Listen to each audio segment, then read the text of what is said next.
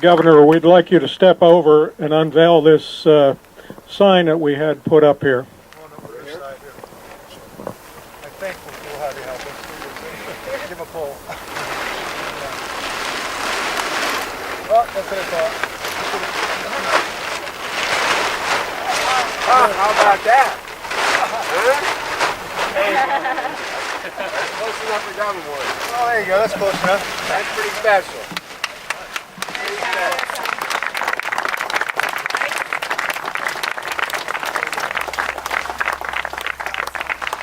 That's a great legacy. I can't imagine. That's pretty nice. Got an outdoor classroom here, you know? He was the first governor to buy his own hunting license and fishing license. He was the first governor in the state of Pennsylvania to ever visit the Pennsylvania Game Commission. And he came over there, I would say, probably 4 or 5 times that I can remember. He started the Governor's Sportsman Advisory Council, and he attended the meetings with us, and he took the advice from us. He started the Youth Advisory Council. He signed a law that created the first elk hunting license in the state of Pennsylvania in 73 years. We had wildlife dinners at his residence. We brought the sportsmen's groups in. We brought the youth. We brought the different game commission, the fish commission in with him. And he was at every dinner and walked around and talked to everybody there. He was very supportive of our youth mentoring hunt and our Families of Field program. He thought this was very important for the youth to hunt with their mentors to create that bond. Under his leadership, we revitalized the North American Hunting Symposium. The symposium came from Wisconsin, and they were getting ready to close it down. They only had 235 people show up for it, and they were in the hole. We took it over, and under this man's leadership, we had 1,623 people come out to the hunting symposium here in Pennsylvania. Plus, we had an additional 25,000 left over that we sent to Ontario so they could continue on with the legacy. Yes, he's a special man. He's a great friend of mine. He's our governor. He's a friend of everybody in this room. Governor Tom Brown. Someone way back when told me and reminded me there was an old Native American expression saying that you don't inherit the earth from your ancestors, you borrow it from your kids. And so your job is to make sure that when you turn it over to the kids, it's at least as good as when you received it, and if you're doing your job, it ought to be better. And so I want to thank you for your supporting the Wildlife for Everyone Endowment Fund. There is a group of men and women passionate about their mission. It's in their DNA. They don't do it for themselves. They do it for 12 million plus Pennsylvanians and for their kids and grandkids. I know I've heard it from so many of you. I mean, we had those annual game dinners, and I can remember those wonderful evenings at the governor's residence, and we just talked to the members of the board, and the groups were represented from your broader community. And just about everybody talked about how important it was not only for them to enjoy Pennsylvania, but for their children and their grandchildren to have the opportunity to enjoy Pennsylvania as they have seen it. And, you know, the wetlands, excuse me, Michael referred to, you know, we do have this clash. You want to develop your state, you want to grow businesses, you want to develop it, but you also want to do it in a way that you don't harm what you have. And that's why I'm so grateful that Michael, that you and the Endowment Fund honored me by putting my name on something that I think is very special, and that's the wetlands. You know, when I was a young man, I worked at Presque Isle State Park, and I used to tell people I was in maintenance, but basically I collected refuse. I was a garbage collector out there. But we also did a lot of maintenance in the park, and obviously, if you've ever visited the park, there are a lot of wetlands up there.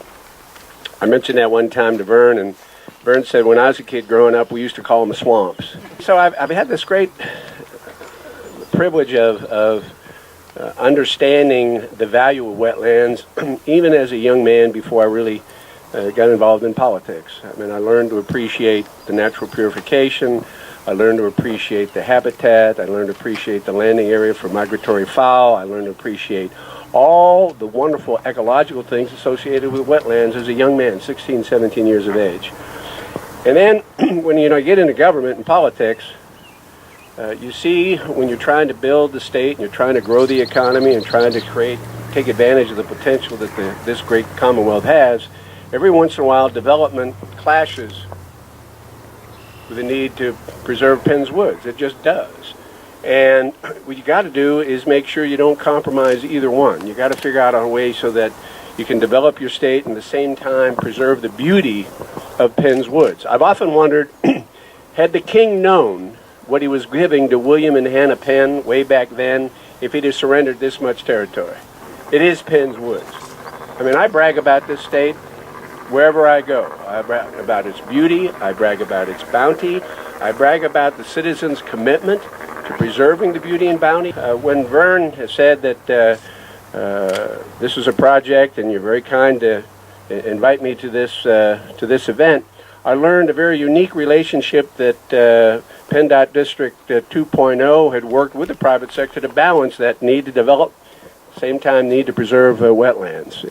To advance the public good, you'd retain people in the private sector and you pull together scientists and environmentalists and construction engineers, et cetera, and you build wetlands, and it becomes an opportunity for companies that are going to develop to get credits for participating and supporting these wetlands. It's a very, very unique combination of blending what you want to do, develop Pennsylvania, and at the same time preserve Pennsylvania. And thank you for this very unique contribution to the preservation of what is a critical habitat for Penn's Wood. And I'm just grateful to be associated with a project that preserves, not only preserves, enhances Penn's Wood. So I just want to thank you very much for the invitation. I couldn't believe it. A signature piece of property that can go on in perpetuity to teach the citizens from little to old about the jewels that are in this Commonwealth. We are so lucky to have met them and now have a very strong partnership with them. And Michael, I'd like you to come up, if you wouldn't mind, and make a few comments. Thank you very much. Very kind of you to allow me to make some comments. I'd like you to all know that the work that we do is work that is being done by people who have found a way to make their hobby a way of life. These guys and gals work very hard on the science of what we do. They work very hard out in the field, and they create these kinds of things that are based on really good science. We actually have some very nice vegetative diversity down there, and the site is doing very, very well in terms of its early successional development. Again, looking at this one and then comparing it to the other two on the other side, you can see where we hope to have these things go in a couple of years. So again, with nature and with anything of this situation where we have to be dependent upon Mother Nature to help us along, there is a process of successional development. And as managers, people that might be in a position to watch this stuff and to actually push it in a direction we'd like to have it go, that's where it's important to make sure that we have this sort of feedback all the way through as we're watching these sites as we go through this process. So they're young, they're developing, and they still need some watching. The State College Bird Club in particular is particularly happy with Basins A and B. I believe there's 14 species of bird that haven't been recorded in the State College area for about 5 decades now that are now reoccurring down in these two pools. This year in particular, I think they had Virginia rail. I know we've had sightings down here of American bittern and a number of other rare species, including the marsh hen. So there's, for this area, that's considered rare. Other parts of the country, not so rare. But what's kind of cool about it is the diversity of wildlife that's already populating these sites. Oh my.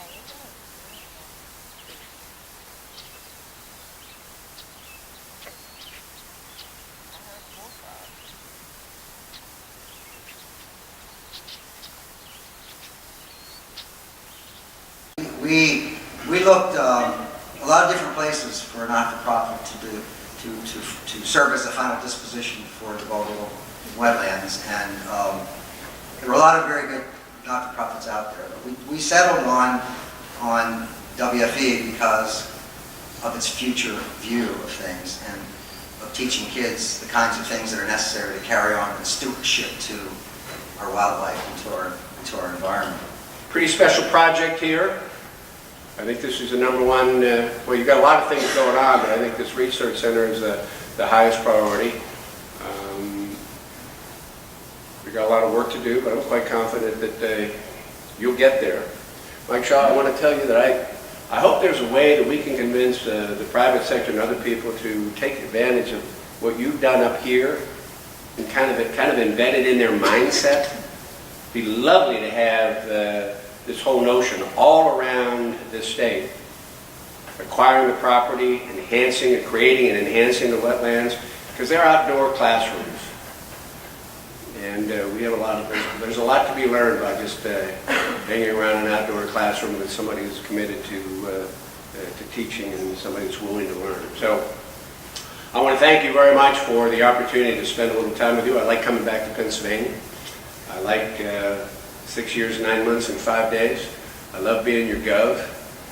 And I just want to thank you for this very unique honor. A lot of nice things have come my way, but to have a part of Pennsylvania with my name on it, associated with enhancing the environment, is something I'll cherish forever. And thank each and every one of you, who directly or indirectly made my experience as governor, but I suspect many of you are responsible for some of the things I was able to do outdoors with my family, and I want to thank you for that. One of the board members, I didn't see you raise their hand. I didn't see everybody. I want to see the board members' hands raised for the endowment fund. Okay. I just tip of the hat to each and every one of you. It's a labor of love. You've done a marvelous job, actually a rather remarkable job in the 4 years. And I hope some way, somehow in the future I can help you advance your interest as well. So again, I want to thank each and every one of you. May the blessings and bounty that we've inherited as Pennsylvanians may be our collective mission to preserve and enhance them for future generations as well. I thank you very much.